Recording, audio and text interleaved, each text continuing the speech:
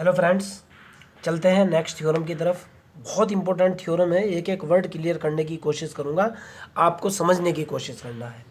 कहना चाह रहा है कि any two left coset of a group are identical और डिसजॉइंट। ये बेटा लेफ्ट कोसेट और राइट कोसेट दोनों के लिए है। अगर लेफ्ट की जगह यहाँ राइट भी लिखा होता तब भी बात सही है। मेरे पास कहना चाह रहा है कि अगर कोई सब ग्रुप के कोई दो लेफ्ट कोसेट हैं, क्या तो वो आइडेंटिकल हैं यानी दोनों बिल्कुल सेम है, या डिसजॉइंट है। डिसजॉइंट होने का मतलब ये निकलता है कि कोई दो सेट डिसजॉइंट सेट होते हैं अगर दोनों का इंटरसेक्शन फाई हो। सबसे पहले आपको आइडेंटिकल के बारे में बताता हूँ और डिसजॉइंट के बारे में बताता हूँ, उसके बाद थ्योरम की तरफ चलेंगे। मान लिया जाए आपके पास कोई एक सेट ए है जिसके अंदर एलिमेंट है 1, 2, 3 एंड 4। एक दूसरा सेट बी है जिसके अंदर एलिमेंट है 4, 3, 2 एंड 1। ओके, जाहिर सी बात है एलिमेंट सेट ए के अंदर 4 एलिमेंट है, सेट बी के अंदर भी 4 एलिमेंट है और चारों के चारों सेम है। आप इसको कहोगे ए बराबर है किसके, बी के, यानी ए बराबर बी का मतलब है ये सेट है आइडेंटिकल सेट, एक जैसा आइडेंटिकल सेट। ओके, अब अगर मान लिया एक दूसरा सेट है ए जिसके अंदर एलिमेंट है 1, 2 एंड 3, एक और सेट है उसके अंदर एलिमेंट है ए, बी एंड सी। अगर मैं दोनों का इंटरसेक्शन निकालता हूँ, ए इंटरसेक्शन बी निकालता हूँ, तो कॉमन दोनों में से कोई भी एलिमेंट नहीं है, फाई निकलता है। अगर ए इंटरसेक्शन बी यानी दो सेट का इंटरसेक्शन फाई आ जाए तो ए और बी कैसे सेट होते हैं, डिसजॉइंट सेट। ए और बी को क्या बोलते हैं, डिसजॉइंट सेट। इनको क्या बोलते हैं, आइडेंटिकल सेट या इक्वल सेट। ओके, ये आपका कंसेप्ट है। यहाँ आपको दिखाना है कि कोई दो लेफ्ट कोसेट जो है क्या तो वो आइडेंटिकल है, एक जैसे हैं, या फिर डिसजॉइंट है। प्रूफ देने जा रहा हूँ बेटा, ध्यान से सुनना। सपोज दैट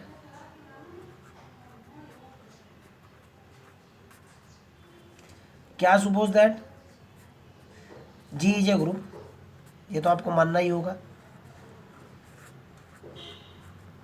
मान लिया जाए आपके पास जी कोई ग्रुप है एंड एच इज ए सब ग्रुप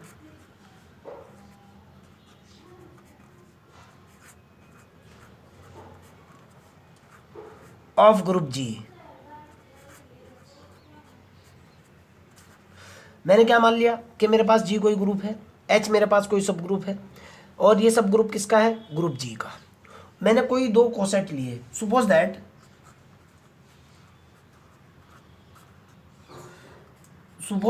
मैंने दो लेफ्ट कोसेट लिए A H and B H, कोई भी दो ले सकते हो आप, be any two, the any two, T W O two, left coset. कैसे कोसेट है, लेफ्ट कोसेट है भाई। ओके, तो मेरे को सिद्ध करना है, we want to prove that, मेरे को सिद्ध करना है कि ये जो दो मेरे लेफ्ट कोसेट है ना, क्या तो है ए एच बराबर बी एच के, या दोनों क्या है A H intersection B H बराबर है फाई के। समझो आप, क्या तो रिजल्ट आना चाहिए ए एच बराबर बी एच के, आइडेंटिकल कंडीशन पास हो जाएगी, या क्या होना चाहिए, डिसजॉइंट होना चाहिए। ओके, मैंने क्या मान लिया कि सपोज दैट, मैं ये कह रहा हूँ समझने की कोशिश करना, सपोज दैट कंट्रावर्सी सपोज किया मैंने, suppose that A H intersection B H not is equal to phi, यानी जब फाई नहीं है कोई ना कोई कॉमन एलिमेंट है। इंटरसेक्शन का निशान है बेटा, ये कभी गलती कर दो आप। मैं कह रहा हूँ कि मैंने सपोज ये किया A H intersection B H not is equal to phi, ये खाली नहीं है, कोई ना कोई कॉमन एलिमेंट है। तो मेरे को प्रूफ करना है, टू प्रूव दैट मेरे को दिखाना है, क्या दिखाना है बेटा, कि लेफ्ट कोसेट जो है वो राइट कोसेट के बराबर है, ए एच एन कोई दो लेफ्ट कोसेट जो है वो बराबर है। ओके, राइट कोसेट मैंने गलत बोल दिया था, एनी टू लेफ्ट कोसेट, कि कोई दो लेफ्ट कोसेट जो है ना वो बराबर है। अब यहाँ आ जाओ भाई, यहाँ से समझने की कोशिश करना, अब क्या बता रहा हूँ मैं आपको, जो मैंने सुपोज किया है। मैं क्या कह रहा हूँ बेटा, मैं आपको ये बताने की कोशिश कर रहा हूँ कि भाई मेरे पास A H intersection B H not is equal to 5 है। कैसा केस है? देखो बेटा, आप एक सेट ये है, दूसरे वाला सेट ये है। अगर मैं यहाँ से ए इंटरसेक्शन बी निकालता हूँ, जो दोनों के अंदर कॉमन एलिमेंट है, क्या निकलेगा? 1 2 3 4 निकल जाएगा ना। एक सेट ये है, दूसरा सेट ये है, दोनों के अंदर इंटरसेक्शन निकालता हूँ, क्या निकला? 5, यानी कॉमन एलिमेंट कोई नहीं है।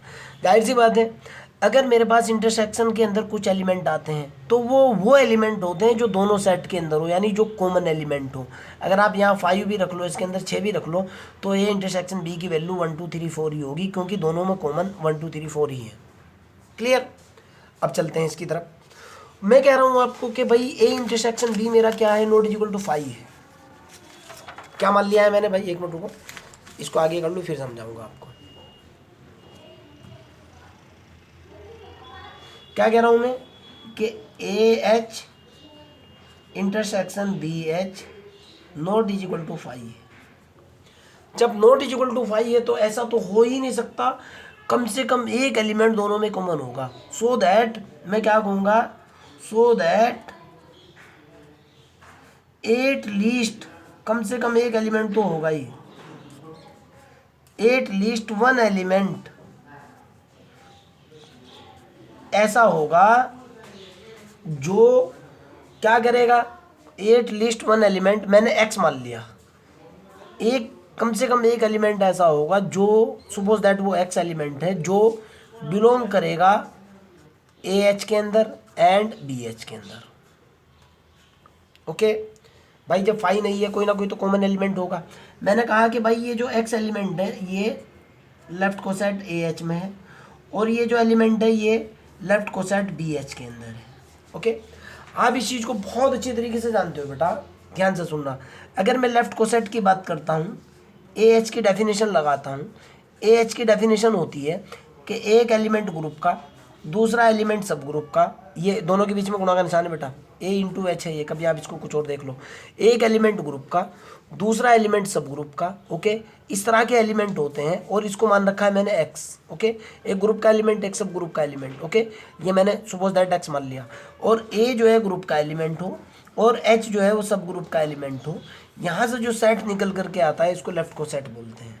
तो जाहिर सी बात है, ये जो x belong to A H है, ए एच के अंदर एलिमेंट होते हैं इस तरह के, यानी दो एलिमेंट का गुना मैंने एक मान रखा है, तो जाहिर सी बात है x जो है ना वो ए एच इस तरह के एलिमेंट के बराबर होगा, उसी की बात कर रहा हूँ। तो अगर x belong to A H है, ए एच के अंदर किस तरह के एलिमेंट होते हैं? ए एच के अंदर एलिमेंट होते हैं ए इंटू एच टाइप के, इस तरह के एलिमेंट, किन्हीं दो एलिमेंट का गुणा कोई ना कोई एक एलिमेंट होता है। आपको भी देखो 2 गुणा 4 अगर करते हो, कोई ना कोई पर्टिकुलर एक एलिमेंट होता है जो कि दो एलिमेंट के गुणा के बराबर होता है। इस ए एच को मैंने एक्स मान लिया, तो जाहिर सी बात है ये जो एक्स होगा किसके बराबर होगा?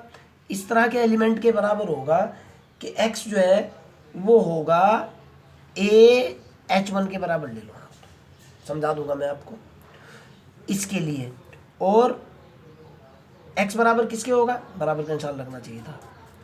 x बराबर होगा ए एच वन के लिए, और यहाँ से x बराबर किसके होगा? बी एच टू के लिए। कब? जब h1 जो है वो और h2 जो है दोनों के दोनों जो है h के अंदर से हों। भाई ये h और ये h ये तो सेम है ना, और यहाँ ये जो h होता है h1 और h2 ये तो ग्रुप के सब ग्रुप के एलिमेंट है ना। ओके, तो मैंने ये देखो आप b जो है ये ग्रुप का एलिमेंट है, ये ग्रुप का एलिमेंट है, हो ठीक है ना। तो अगर ये element x belong to A H है तो x इस टाइप का होगा। अगर x belong to B H है, x belong to B H है, तो जाहिर सी बात है ये x is equal to B H two type का होगा। हो सकता है दोनों सेम हो, अलग अलग हो, लेकिन मैंने अलग अलग माने हैं। इस तरह के एलिमेंट होंगे ना, क्लियर है ना। अब दोनों को देखो आप, एक केस में क्या निकल रहा है? x इज इक्वल टू है मेरे पास ए एच वन, और x इज इक्वल टू कितना है मेरे पास? B H to. देखो अब ध्यान से आप, तो यहाँ से मेरे पास निकलेगा बेटा A H one is equal to कितना होगा बेटा? बी एच टू होगा। मैंने दोनों तरफ एच इनवर्स से मल्टीप्लाई किया, ए की वैल्यू निकाली, ए इज इक्वल टू कितना हो जाएगा मेरे पास? ये होगा B into H two into H one inverse, आप दोनों तरफ इनवर्स से गुणा करो ना, कैसे, AH1 into H1 inverse is equal to BH2 into H1 inverse, H1 inverse, ये तो आइडेंटिटी हो चुका है। A इज इक्वल टू कितना निकला, BH2 इंटू H1 इनवर्स, मैं उसी की बात कर रहा हूँ। सिमिलरली अगर मैं H2B की बात करता हूँ, B मेरे पास निकल करके आएगा AH1 इंटू H2 इनवर्स, देख लो आप कैसे है, AH1 इज इक्वल टू कितना है, BH2 है, मैंने H2 इनवर्स से यहाँ गुणा कर दिया और H2 इनवर्स से यहाँ गुणा करा, A into H1 into H2 inverse, इधर ये आइडेंटिटी हो जाएगा, बराबर होगा B के AH1 H2 inverse. Clear, clear है ना, नो प्रॉब्लम। अब देखो बेटा, आप ये चीज़ आपकी समझ आ चुकी होगी, मेरे ख्याल से कोई प्रॉब्लम नहीं है। अब अगले वाले स्टेप की तरफ चलता हूँ। ए की वैल्यू मेरे पास ये आ चुकी, बी की वैल्यू मेरे पास ये आ चुकी, आपको पता लग चुका एक्स जो है, अगर ये डिसजॉइंट नहीं है, देखना आप, अगर ये डिसजॉइंट नहीं है तो इसके अंदर कॉमन एलिमेंट होगा, मैंने कॉमन एलिमेंट ले लिया, और अगर कॉमन एलिमेंट है तो एलिमेंट इस तरह का होगा, आपको भी पता है कोसेट की डेफिनेशन से, इस तरह का एलिमेंट होगा। और क्योंकि ये जो एलिमेंट है जो इसके अंदर है वही इसके अंदर है, तो जाहिर सी बात है दोनों के दोनों बराबर होंगे, और यहाँ से ए और बी की वैल्यू निकाली जा सकती है। ओके, आगे चलते हैं। नाउ ध्यान से सुनना, AH जो होगा वो किसके अंदर होगा बेटा, AH जो होगा वो होगा लेफ्ट कोसेट के अंदर ही तो होगा ना, AH के अंदर होगा ना, लेफ्ट कोसेट की डेफिनेशन से देखो ना आप, ये देखो आप, AH किसके अंदर होगा, AH के अंदर होगा। अगर मैं यहाँ से AH की बात करूँ, यहाँ से मैं AH की बात करूँ, AH बराबर मेरे पास कितना होगा बेटा, ध्यान से देखना, मैं A की वैल्यू डाल रहा हूँ, कितना निकल करके आएगा, BH2 into H1 inverse into H, ये होगा ना, बराबर कितना निकलेगा, B इंटू ये होगा बेटा H2 H1 inverse into H। अब एक बात बताऊँगा, जरा समझने की कोशिश करना, सब ग्रुप के 3 एलिमेंट को आपने गुणा किया, आप 3 को गुणा करो या 20 को गुणा करो या 50 को गुणा करो, गुणा करने के बाद कोई ना कोई एलिमेंट निकल करके आएगा ना, और वो सिंगल एक एलिमेंट होगा। देखना कैसे, मान लिया आपके पास 1 गुणा 10 गुणा 50 है, आपने इसको गुणा किया, गुणा करने के बाद 500 निकला ना, निकल गया ना 500, लेकिन अगर दूसरा एंगल से देखो 500 एक सिंगल एलिमेंट है ना भाई, यहाँ तो 3 एलिमेंट है, 3 एलिमेंट का गुणा किसके अंदर कन्वर्ट हो रहा है, सिंगल एक एलिमेंट के अंदर कन्वर्ट हो रहा है ना।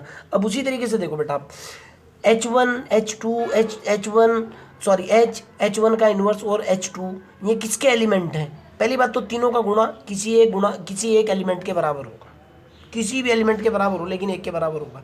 दूसरी बात, ये तीनों की तीनों एलिमेंट ग्रुप सब ग्रुप के हैं ना, H के एलिमेंट है ना, क्योंकि ग्रुप के अंदर तो A और B है, आप समझ सकते हो इस चीज़ को यार, बहुत अच्छे से समझ सकते हो आप, ए और बी किसके एलिमेंट है, ग्रुप के एलिमेंट है, तो इन सब का जो है ना गुणा कोई ना कोई तो निकल करके आएगा, कुछ भी मान लो, मेरे को कोई फर्क नहीं पड़ता, लेकिन मैं इतना जरूर कहूँगा कि एलिमेंट जो निकल करके आएगा वो ऐसे मान लो कि BH4 टाइप का एलिमेंट आया इन तीनों का गुणा, ओके।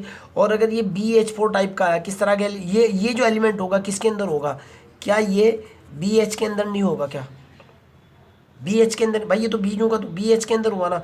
अब देखो आप, मैं लेफ्ट AH से चला था, मैं किस पर पहुंच गया, BH के ऊपर पहुंच चुका, तो इसका मतलब क्या निकला, हर एक एलिमेंट के लिए बात है, तो इसका मतलब निकलता है AH पूरे तरीके से सबसेट है किसका, BH का। फिर बता रहा हूँ, मैं AH से चला, A की वैल्यू डाली मैंने, वैल्यू डालने के बाद मैंने कैलकुलेशन किया, 3 सब ग्रुप के एलिमेंट निकले, तीनों का गुणा कोई पर्टिकुलर एलिमेंट होगा तो सब ग्रुप का ही, किसके अंदर पहुंच चुका मैं, BH4, यानी एक ग्रुप का एलिमेंट दूसरा सब ग्रुप का एलिमेंट, BH4 का मतलब यहाँ निकलता है एक ग्रुप का एलिमेंट दूसरा सब ग्रुप का एलिमेंट, ओके। और ये क्या बना, कोसेट बना, कोसेट किस तरह का बना, BH टाइप का, हर एक एलिमेंट के लिए लेकर के चला था, जब हर एक एलिमेंट के लिए लेकर के चला था, AH सबसेट हो चुका BH का। क्लियर, आगे चलते हैं, अगर ऐसा हो गया तो। नाउ इसको मैं फिर से लिख रहा हूँ और आपको समझाने की कोशिश करता हूँ। यहाँ से मेरे पास कितना निकल गया बेटा, यहाँ से मेरे पास एक इंपॉर्टेंट लाइन निकली, AH सबसेट हो चुका किसका, BH का, हिंदी में भी लिख दूँ, AH is subset of BH, this is equation 1। Again फिर दोबारा लेकर के चल रहा हूँ। अब ए एच की जगह आप बी एच मानते हुए चलो। ए एच की जगह ये बी एच किसके अंदर बिलोंग कर रहा है बेटा? जाहिर सी बात है B H belong to B H होगा ना, B H belong to B H होगा। अगर मैं बी एच की बात करता हूँ, B H is equal to, मैंने बी की वैल्यू डाली, कितना निकला बेटा? ये मेरे पास निकला A H one H two का इन्वर्स और into H. B H is equal to, देखो बेटा ये तीनों के तीनों एलिमेंट किसके हैं? ग्रुप के एलिमेंट है ना। ग्रुप के एलिमेंट का गुणा करने के बाद ग्रुप के एलिमेंट को चाहे 1000 बार गुणा कर लो, 1 अरब बार गुणा कर लो, निकलेगा तो ग्रुप का ही एलिमेंट ना। कितना निकल गया? ये निकला ए इंटू एच 5 टाइप का निकला। ए इंटू एच 5 टाइप का एलिमेंट, ए इंटू एच किसके अंदर होगा? इसी ए एच टाइप के एलिमेंट ही तो ए एच के अंदर है, यानी किसके अंदर होगा? इस लेफ्ट को सेट के अंदर होगा, ए एच के अंदर। इसका मतलब क्या निकलता है? प्रत्येक एलिमेंट के लिए लेकर के चल रहा था मैं। इसका मतलब निकलता है कि बी एच क्या है? सबसेट है ए एच का। Equation number second clear. अब देखो बेटा इक्वेशन नंबर सेकंड तो ये है, यहाँ से मेरे पास क्या निकला? ए एच सबसेट है किसका? बी एच का। इक्वेशन नंबर 1, जब मैं 1 और 2 से मैं कहूँगा from 1 and 2, from 1 and 2 first and second से मेरे पास कितना निकल गया? A H is equal to कितना निकला? बी एच निकल गया ना। A H is equal to कितना निकल गया? बी एच निकल गया। और मानते हुए ये निकला कब था? ये तब निकला था जब A H intersection B H not is equal to 5। Clear, यही तो सिद्ध करना था मेरे को। ओके, अर्थात इसका मतलब कि क्या निकलता है? ओके, मतलब ये निकलता है if A H intersection B H not is equal to 5, यानी अगर कोई दो लेफ्ट को सेट डिसजॉइंट नहीं है, देन मैं क्या कहूँगा? Then A H is equal to B H. क्या होंगे वो? आइडेंटिकल होंगे। ओके, अर्थात मतलब क्या निकलता है? ओके, इसका मतलब ये निकलता है अर्थात लेफ्ट कोसेट और right coset are identical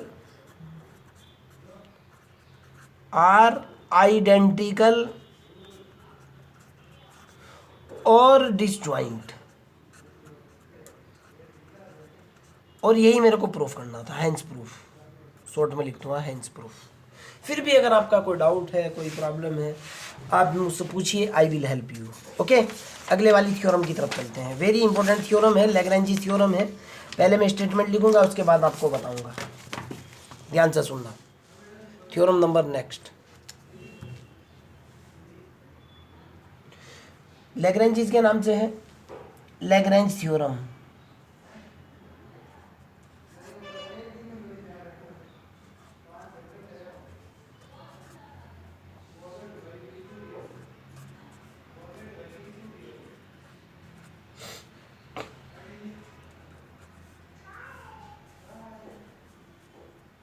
exam के अंदर स्टेटमेंट प्रूफ के तरीके से भी आ सकती है, तब आपको स्टेटमेंट भी लिखना होगा।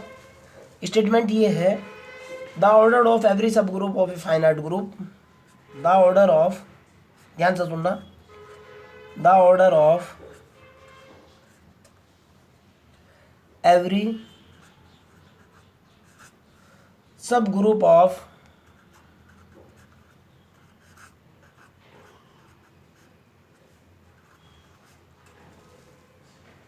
a finite group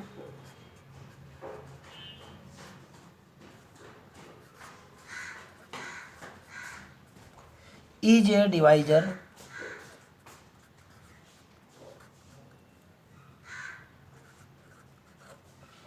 of the order of group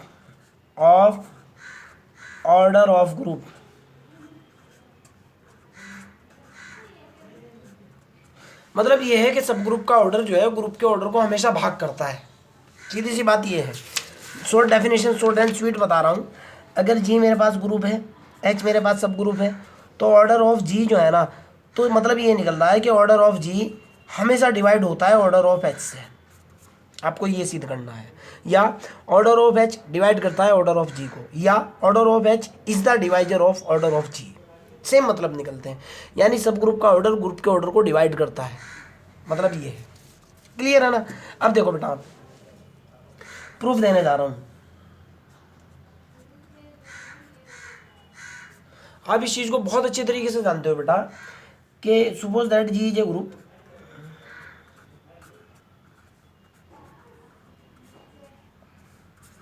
ji is a group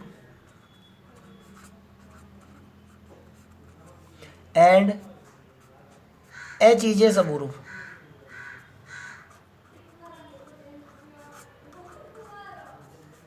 जी मेरे पास क्या है, कोई ग्रुप है, और एच मेरे पास क्या है, कोई सब ग्रुप है। एंड मैंने क्या किया, order of G is equal to ले लिया मैंने एन। ऑर्डर ऑफ जी का मतलब जी के अंदर जो नंबर ऑफ एलिमेंट है वो एन है।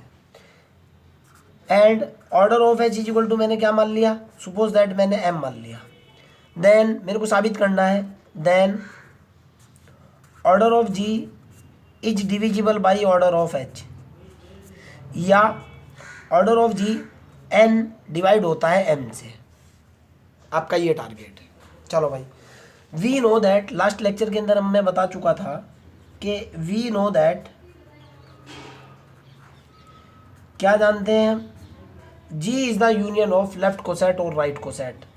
जी is the union of left coset मान लो या राइट कोसेट मान लो, कोई फर्क नहीं पड़ रहा। ये थ्योरम मैंने आपको बताई थी कि अगर जी बिलोंग्स टू जी हो, G is equal to the union of left coset या right coset, union of H G, आपके याद आ जाएगी, G belongs to ji.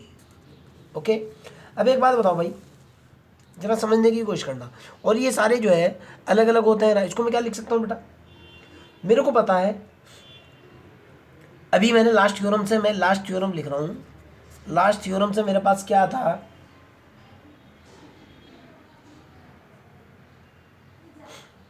Last theorem से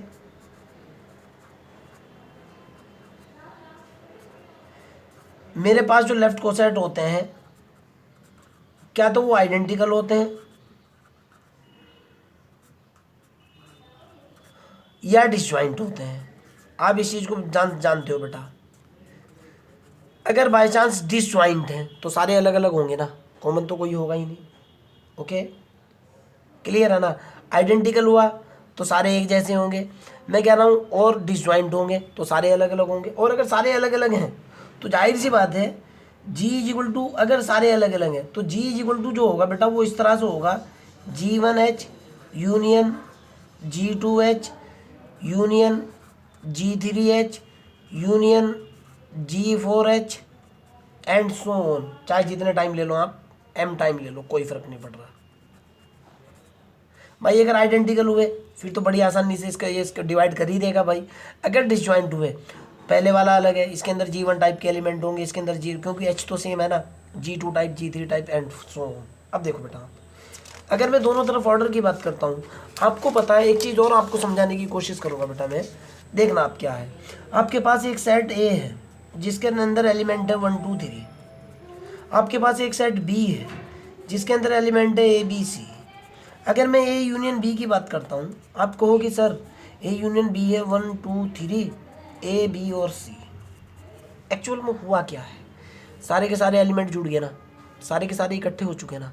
मतलब ये है कि यूनियन को जो है, यूनियन इनडायरेक्टली जोड़ भी होता है।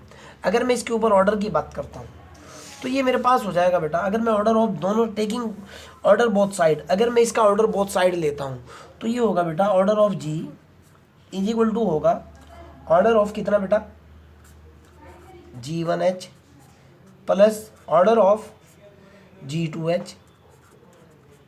सवाल पैदा होता है प्लस क्यों होगा, आपको पता है यूनियन का मतलब प्लस ही होता है, plus order of G3H and so on. Clear.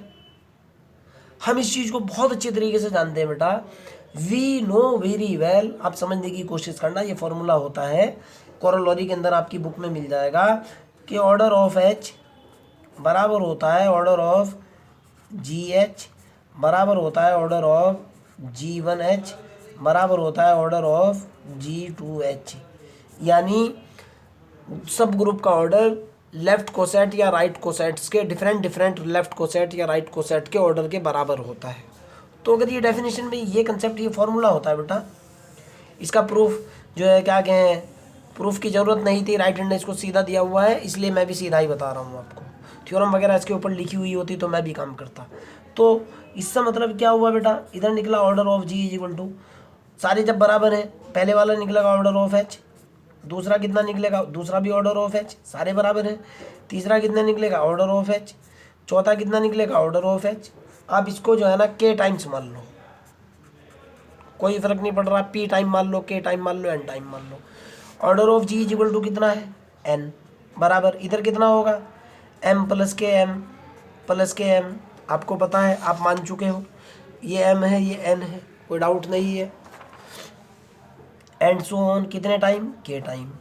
तो यहाँ से कितना निकल जाएगा भाई, एन बराबर कितना निकला एम इंटू के निकल गया। इसको क्या लिख सकता हूँ, एन डिवाइडेड बाई एम बराबर क्या हुआ के, इसका मतलब क्या निकला एन इज इक्वल टू कितना है order of G divided by M कितना है ऑर्डर ऑफ एच, कितने टाइम डिवाइड कर रहा है के टाइम डिवाइड कर रहा है, ये तो देखो ना आप, देखो ना आप, order of G divide by order of H, N divided by M, N is divisible by M, okay, कितने टाइम डिवाइड के टाइम डिवाइड, सीधी सी बात है। ओके, मतलब क्या निकला है, सब ग्रुप का ऑर्डर ग्रुप के ऑर्डर को डिवाइड करता है, और जब सब ग्रुप का ऑर्डर ग्रुप के ऑर्डर को डिवाइड करता है, यही मेरे को प्रूफ करना है। देखो आप, यही आपको सिद्ध करना था, ऑर्डर ऑफ एवरी सब group of a finite group is the divisor of order of group, यानी सब ग्रुप का ऑर्डर ग्रुप के ऑर्डर को डिवाइड करता ही है। फिर भी अगर आपका कोई डाउट है, कोई प्रॉब्लम है, you can directly ask me. Okay बेटा, बाय।